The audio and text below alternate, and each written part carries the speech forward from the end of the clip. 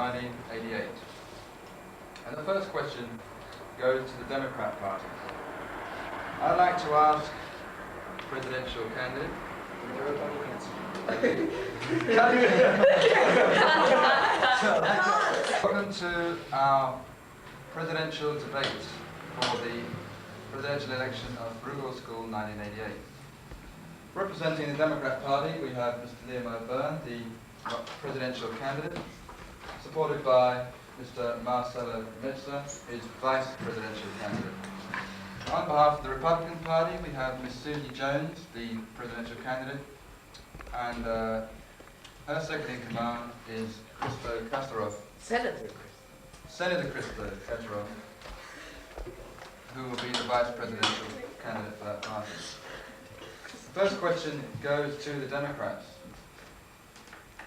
Mr. O'Byrne, what would you do to ensure world peace if you were elected? Well, we believe that America should lead the way forward to peace. We can only do this, however, if we're strong economically and socially as well as militarily. There's no longer a world in which America is so powerful that we can dictate to the rest of the world our terms for peace. We have to cooperate with other nations. These other nations are not going to cooperate with them. If we deal with drug kings, sell weapons to people we declare as terrorists, we cannot do that like the Republicans are doing. We have to be honest with ourselves, but also we have to build a strong economy so we can back up our dreads and support our allies whenever they need our help.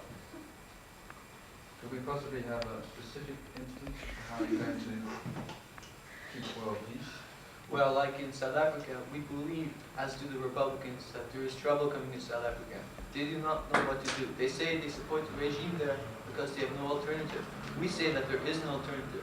We will bring in the United Nations to South Africa to oversee the changes that will be necessary peacefully and without bloodshed, so that the whites can remain and keep the country strong, and that the blacks can also participate fully and equally in the prosperity of this nation.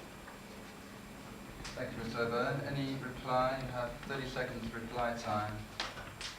Republicans, if you wish. No, I just want to say that we agree with them. I mean, that's really something that both parties agree with, I wish to say, and except for the fact that the economic sanctions should be imposed on South Africa more, because I don't think they do enough of that. Thank you. So when you say they, you mean the Republicans don't do enough economic No, sanctions? I'm sorry, we cannot have... Okay, look, I just want to... No, I'm sorry, Mr. O'Byrne, I have to interrupt you there. Next question goes to the Republicans. I'd like to know, Ms. Jones, what your view is on abortion. Well, I feel that abortion is bad as a method of birth control. There are other ways of birth control, and I think just to get pregnant and destroy the child while it's alive is cruel. So we are against abortion as a method of birth control.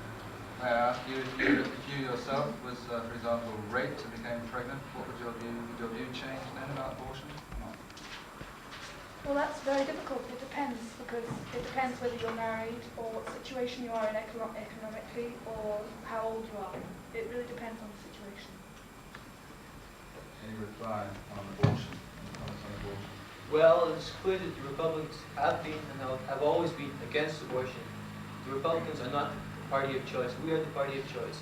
We believe that every mother has a right to bring up the child in prosperity and freedom. That's what we will do for the mothers. Also, a woman has a right to rule her own life. It is not for the decision makers in Washington to say whether a woman can or cannot have an abortion. If we ban all abortions, people will suffer.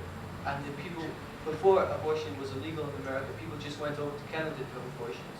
It won't do anything except restrict the freedom of people in America, which is against, I believe, a constitution. We can therefore, even though we may have personal feelings against morality of abortion, we cannot ban it. It is the woman's choice at the end of the day. I'll have to interrupt you. Next question to the Democrats. In your speech of last week, Mr. O'Byrne, you quoted John F. Kennedy's inaugural speech of 1961, if you recall. Yeah. You quoted him saying, "We shall pay any price, bear any burden, meet any hardship." I didn't say that. I said we will carry the torch of human endeavor into a new century. You quoted the wrong quotation. I'm very sure, Mr. O'Byrne, if you'll forgive me that you quoted the words, can I just finish this quotation? We shall pay any price, bear any burden, meet any hardship, support any friend, oppose any foe, to assure the survival of liberty. Would you quote words or similar words to that effect? Maybe. I don't think those words. Well, in any case, let's put it another way. Are you prepared to get USA involved in any foreign wars, as John F. Kennedy did, for example, the most wasteful and disastrous war of modern time, Vietnam? Would you be prepared to get the USA involved in another such war to ensure world liberty? There comes a time in every world when you have to stand up and fight for the things you believe in. If you don't fight for things you believe in, eventually people will not take you seriously. Vietnam was a mistake, but like the Second World War, if we had not fought then, the people in Europe would now be under fascist control, and the world where would it be? We have to sometimes make decisions that are painful, and that may in later generations be taken as wrong, but we have to make them at the time. If I was president and I had to make a decision concerning sending American troops to war, it would be the worst decision I would ever have to make. But if I believed it was essential for the survival of liberty and freedom of the American peoples or any other peoples, I would have to take that decision. It was America's job to do so. I would not feel any responsibilities. Mr. O'Byrne, you quoted Mr. Kennedy, ex-President Kennedy, without acknowledging that you were quoting him in that speech. Do you consider yourself in any way worthy to follow such a great president? Yes. What way? I believe that we share the same democratic vision as part of the Democratic Party, which he is one of the greatest ever members of, I believe. We share in the hope and belief in the future of America. Thank you. Any reply? Well, I feel that it's not only up to the president to decide whether we go to war or not, because that's something for the whole country to decide. And if he makes the wrong choice, that's his burden. And I would say, if I was president and I had to make that decision, I would also go to the public for their opinion. Can I just reply to that? So We're not finished yet. I would just like to say that I think there are other ways of preventing wars, not just to start a war, Such as? Discussing it. such as discussing and, like for example, using the the United Nations organization. We're not talking about plunging America to wars. We're talking about freedom. We're talking about the last option. If people know you're not going to take the last option, they're not going to listen to your talk. What he's saying is that the Republican president would not fight. No, I'm afraid I've got to interrupt. This is not supposed to be a debate in the normal sense. This is a television debate. You have your time limit. You have your chance to reply to some questions. There's no crossfire. So I'm going on to the next question, which goes to the Republican Party. The USA has a rate of illiteracy that is a scandal to the world, and it's much higher than Western Europe. How do you believe American schools can be improved and illiteracy lowered? Do you have any ideas in that direction? Yes, well, I think a great deal of money given to schools is wasted. I mean, that there are other areas in school education where the money can be spent in better ways. I feel that money is often wasted in giving it to schools, that they just give it to them and say, do what you want with it. The government should take more interest in helping schools and more interest in educating people in general. Would you put more federal funds into schooling, for example? Yes, we are planning for the college cost rising, which is a very big threat to us and to the illiteracy of American people. We are planning a new college savings bond whose earnings would be tax-free if used to pay for higher education. Well, if you have read our policies, paragraph 4, subsection 1, social policies concerning education, we believe that education is of primary importance in the future in every sense of the word to America. We will spend more money on education for every single American citizen, regardless of the color of the skin or their upbringing, so that every American may have a fair and equal chance. Without education, there is no equality, and equality is what America is all about. We will fund this, however, from business, the profitable businesses that now support the major universities. For example, Harvard has a reserve budget every year of $2.5 billion. This is necessary.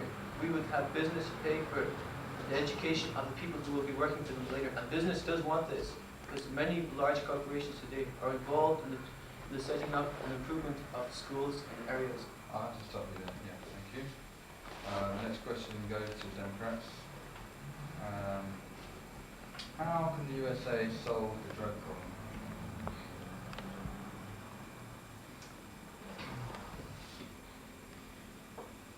Well, the Republican government has done quite a good job at it right now, but however, it has not taken in consideration many essential points. Like, well, when you let drugs enter your country and not take the essential protections against it, like customs. Customs right now is very poor, very bad. Well, even in airports right now, in the main ones. And when we don't take the essential precautions, well, that's how the problem begins. And so right now, what we have to do is start at where the drugs can enter the country. Yes, and also the previous Republican regime has been dealing with the drug issues in Colombia. They have been allowing them to operate, to fight political aims with drug money. These drugs, maybe even by the CIA, which under this last Republican administration, have been brought into the United States for political reasons. We do not support this. We cannot support this. This is immoral. This is a Republican idea. We will end this immediately. And Well, he says that American customs is poor. The problem is the customs where it gets on the plane, not where it gets off the plane. The Americans have tried their best to get rid of drugs. They've tried many ways. There's dogs and machines that sniff, and I think that they're very poor to say that American customs is bad, because it's not. It's the problem at the other end. are you then washing your hands of the problem, saying that there's No, no I solution? think that instead of just giving the people in general social security to just buy their life away with drugs, we should put it in other fields, such as trying to form drug clinics and stuff like that. Well, the Republicans have been cutting down steadily in these programs for the last 8 years. I don't know where she gets off saying that. I'm sorry, we're not supposed to speak. That's not our fault. We're not I'll power. have to stop you, otherwise I'm afraid we won't be able to continue the debate. Next question goes to the Republicans.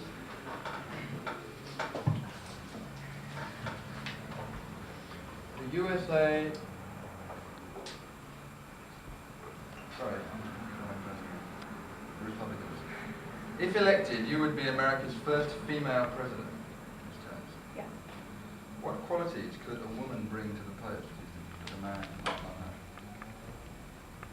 Well, I don't think that a woman should be described more differently than a man. A woman can do just as well, if not better, than a man. I mean, there is always room for improvement, and as in the past, women were not permitted to have jobs. I think having a female president is the next step to advance. Some critics would say that it would be a mistake to have a woman as president, particularly in view of the major decisions of war and peace that might have to be made. But possibly a woman is too emotional to put up to that kind of strain. What do you say on that? I don't think so. I don't think that's right, because I say what a man can do, a woman can do, especially in making decisions. Women are generally more rational, and men tend to be more prone to stress and stuff like that in a situation. Yes, people who said that women cannot do, as you said, are more emotional, cannot handle those decisions. I tell you, they're not Democrats.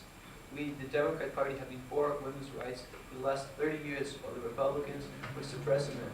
We believe that a woman can and will, maybe even in 4 years' time, be a president of the United States of America, but this is not the time. You are not picking a candidate, president because she is a woman. You pick her because she is a good candidate. When you pick her, the time is not now. The better candidate is me. I cannot help that I am not a woman, but I believe that it is sexism to say that a woman, that somebody should be elected just because they're a woman. It is an insult to women and men. Mr. Robert, can you please define this 30-year I'm sorry, we period? can't start questioning. No, but Comment not on his question. reply. I make a Comment on comment. his reply. Quick comment. No, but the thing is, he says he's implying that they chose me as presidential candidate because I'm a girl. It's not true. They chose me because I was the best person in the party Nobody's chosen to you. become president. Thank you. Next question goes to the Democrats. The USA has the highest murder rate in the civilized world. What would you do to change this picture? Well, murder and crime is a symptom of social unrest. Social unrest is caused by inequalities. If a person knows that there is no way they can ever be successful, no way they can ever achieve happiness, then crime will become an alternative. And the murder rate going up is a symptom of this. We believe that we have to change the fundamental structure of American society if we ever want to control this crime. We have to. Most crime, as you know, occurs in the inner cities of our great cities. These places are totally beyond civilization in a way because the Republicans don't care about them. Nobody cares about them. We have to start caring about them. We have to bring education here. We have to bring opportunity here. We have to bring jobs here. And as soon as we start doing this, as soon as we start to accomplish this, the crime rate will go down. That I promise you. This will happen under my presidency. Would you be prepared to alter the rules about the right to bear arms in the Constitution? No, well, personally, I believe that is a basic constitutional right, the right to bear arms. And believe me, nearly all murder weapons are not legal weapons anyway. They carry no permits and they carry no legal requirements. And if you just said that they were illegal, they would still be there because a drug smuggler is not going to go into the local police station and register his bazooka. Not that way. Yes, well, he seems to make it sound like only the poor people are the ones who are doing the crime. There are also many rich people who are committing crimes, and he doesn't account for that fact. Well, it is statistically true. It is true that most crime is in the inner city. You cannot get away from this fact. And the majority of crime in our society today committed by rich people is crimes committed by rich people against poor people. These people are supported by the Republicans. It is clear that the reason there is so much crime is because people feel that the government does not care for them. We will change that.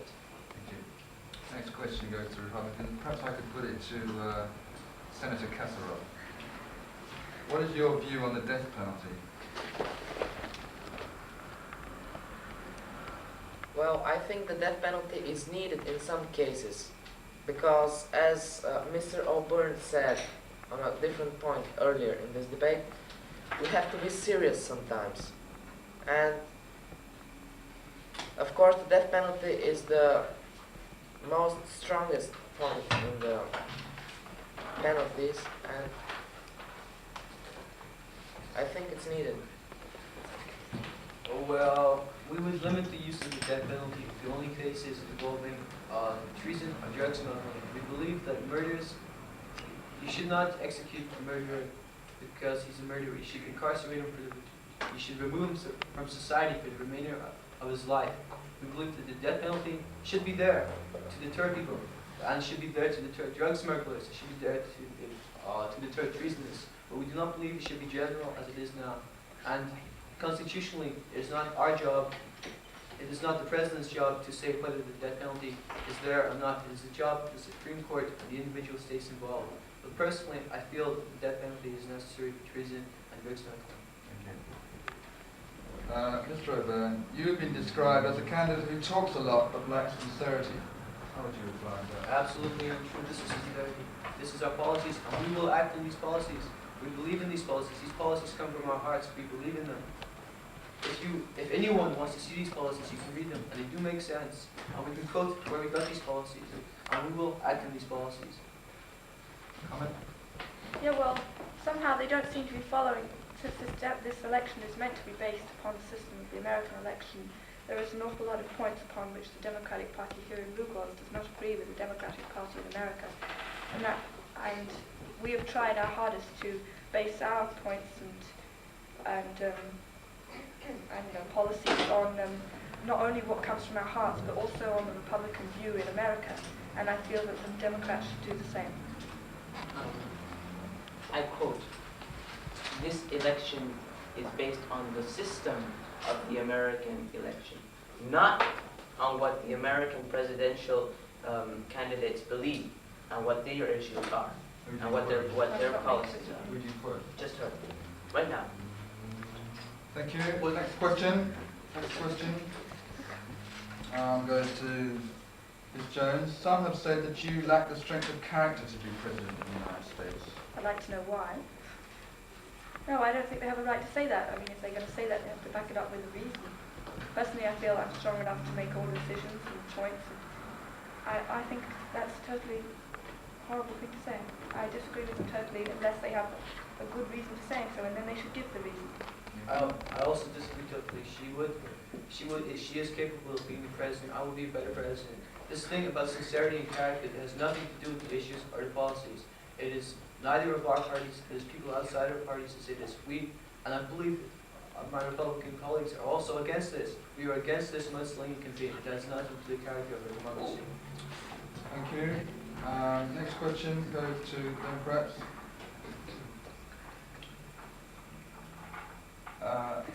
Many people have pointed out that the running mate, the vice president, if he were elected, Mr. Metzer, is only a heartbeat away from the presidency.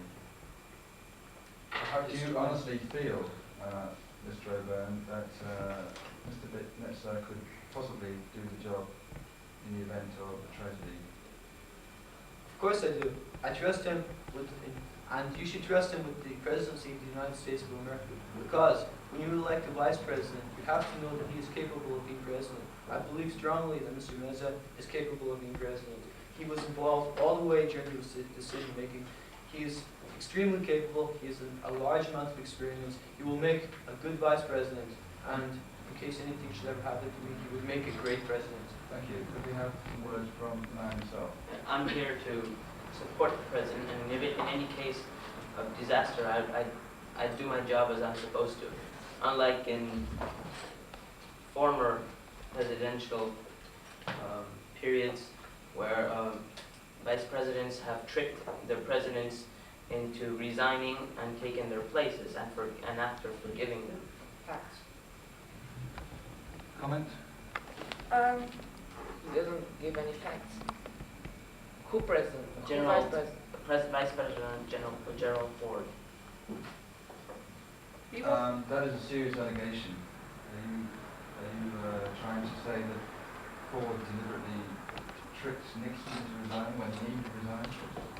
No, we're saying that The vice president. No, what I'm saying here is that there is something very wrong when you see that the president of the United States does something wrong, resigns, and then his vice president comes, takes his place and forgives him for all he's done. Comment? He's got no right to pick on Nixon. Thank you. Right, the last question for today, well, the question for each one. Sorry, the last question goes to the Republican Party. What makes you think you're suitable for being Vice President, Senator? I think I'm capable of being the vice president. So what makes you think that? Put it another way, if you had to name one hero in American history, which would be your hero to base model your life on, who would you choose from American history? Washington. Any reasons? He's the father of America. Thank you. Well, any comment? Well, Washington is indeed a great president. I would be great as well. Our vice president will be a great vice president. We believe that we are the team to lead America forward. We believe we have the policies there. We've heard nothing today or any other day of the Republicans' policies. We are confident, and we know you will support us because we have here the future policies that will govern America into a greater prosperity, freedom, and justice. Final comment? He must be deaf. During the public speeches, I listed our policies and I told them to the whole crowd, and he was sitting there present. So we did list our policies, and I feel that our policies are the best ones, and I'm sure that, and I hope that the public agrees with me. Thank you. That is the end of the debate.